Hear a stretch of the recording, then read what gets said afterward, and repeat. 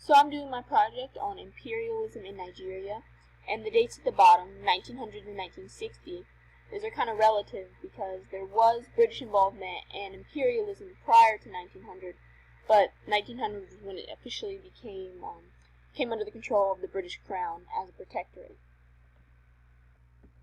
So this is Nigeria today, and the boundaries were drawn up by the British, and it's important to note that they didn't take into account traditional tribal areas or indigenous peoples when they drew up these boundaries. So there were a lot of people kind of pushed together in an area, people that didn't have much in common, and that's going to be important later. So originally Britain is involved in Nigeria on a private level. Companies like the Royal Niger Company, they see this area for prospective uses for natural resources, and they kind of gain control over areas, particularly the Niger River Basin, which is extremely important. The British government, though, then starts to get involved, and the area that is under control of British companies and the British government increases through military action. And in 1886, the Royal Niger Company actually receives a charter for Nigeria. And in 1900, Nigeria comes under the control of the British Crown, and it becomes the Northern Nigeria Protectorate. And then there's also Southern Nigeria Protectorate, and those two are united in 1914 into one single Nigerian colony. And kind of the driving force behind all of this is Sir Frederick Luggard, who is actually the first governor of Nigeria, and he sets the tone for the way that Nigeria is going to be governed. He's a strong believer in indirect rule and also association rather than assimilation, meaning he believes that Britain should control the area, but they should let the local chiefs have semi-autonomy and kind of have the local day-to-day power to govern the area, and also that the people should be allowed to keep their religious and their cultural traditions and not have to completely assimilate to British culture. And this is important because the people in Nigeria religiously are very divided. In the north, it's primarily Islamic, and in the south, it's Christian. And there's also little areas where traditional religions are practiced. So these religions are kind of allowed to flourish on their own, and they're not really disrupted by the British. Although the British do inevitably bring Western culture and religion to Nigeria. The biggest way that Britain gained from controlling Nigeria was the natural resources.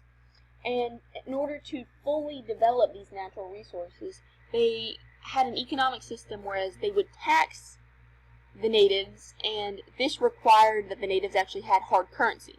So there's this shift from subsistence farming, which was the traditional livelihood of most of these indigenous peoples, to wage earning, so that they had money for the taxation.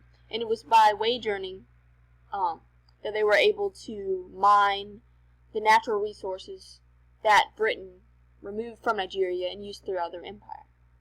So unfortunately, in their drive to gain these natural resources, the British sometimes employed forced labor, which is depicted in this image, and they did this for the natural resources, but also with the construction of internal improvement.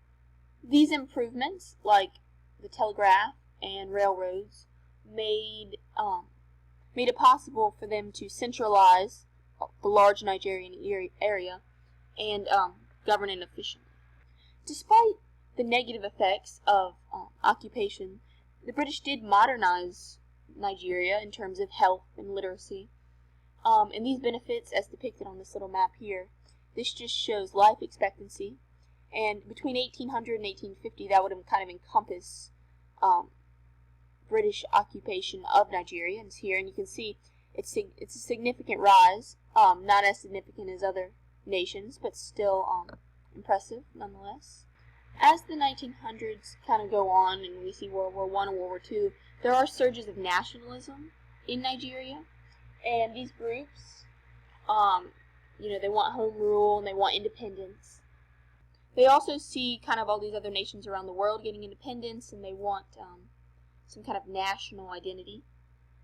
And the leader of this is actually a man named Herbert Macaulay, who's the father of Nigerian nationalism, and he's going to lead some rebellions, but it's not extremely violent, relatively speaking.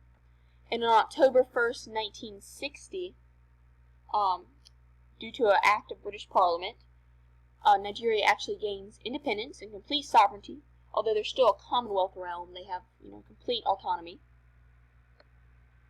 and they have a council.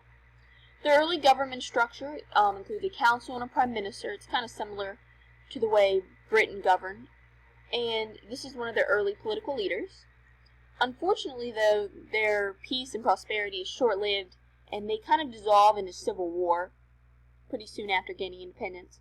And one of the reasons for this, as you can see by this graph here, this shows the linguistic groups, and it also shows the native tribes. And these indigenous peoples, like I mentioned earlier, had been thrown together through these British boundaries, and they didn't really have anything to do with traditional tribal lands or languages, so there was a lot of fighting, especially between the Muslims in the north and the Christians in the south.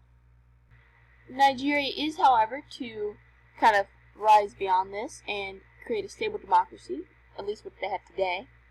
And this is due in part to the relative autonomy that they experienced, even during colonial rule, with the British policy of indirect rule.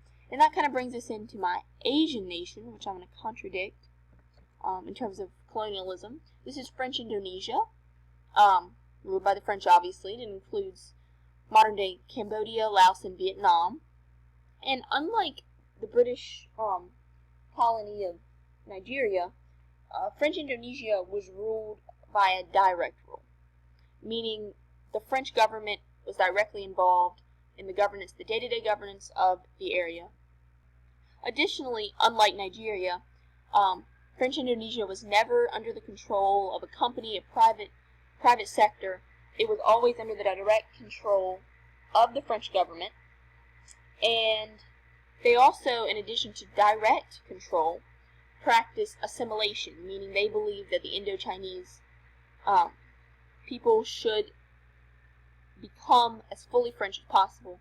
And this is different than the British policy of association, whereas the indigenous peoples were allowed to keep a lot of their traditions and culture. In terms of similarities, however, it was similar in that it was first kind of explored by missionaries, and then the European country became interested in the area due to trade and the benefits there. And it also started small, as Nigeria did, and expanded militarily. A major difference, though, between French Indochina and Nigeria is that French Indochina did not break peacefully. There was a Geneva Agreement in 1954, which technically gave Indochina some independence, but it wasn't recognized by a lot of nations, and there were a ton of conflicts in this area, which kind of culminated in the Vietnam War.